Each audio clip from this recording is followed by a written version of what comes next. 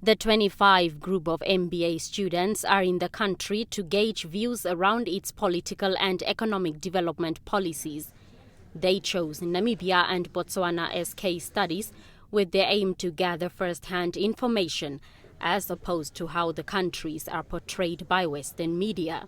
And what you're doing to develop sustainable industries in Namibia. What are the particular challenges you faced in building the young Namibian state? And what have you learned in the process of trying to address these challenges? Drafting and implementing the sound policies to uplift living standards of its citizens had not been a smooth road, the Namibian leader said, especially in light of the current economic difficulties. Nonetheless, he shared the success story on Namibia being hailed for its governance. Budget deficits were below 3%.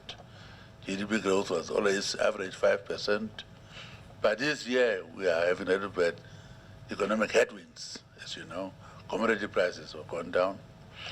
We have SACO problems, our neighbors.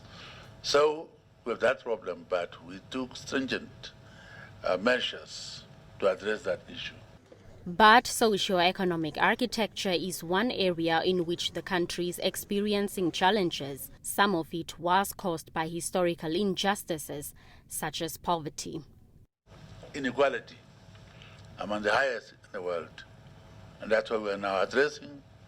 So we declared war against poverty, against corruption. What we're facing now is just that the economic growth is not growing fast enough to absorb the youth bulge that we are facing. We have put a lot of government investment into education and skills development. Women in the private sector space is problematic in the country, and I think that's somewhere we can do a lot more work. This is what the educative interaction with the president meant for future business leaders. A lot of us are going to go home seeing what successful policy looks like, both development, social, as well as environmental and educational, and also having a very candid conversation with the leader here about what some of these challenges look like.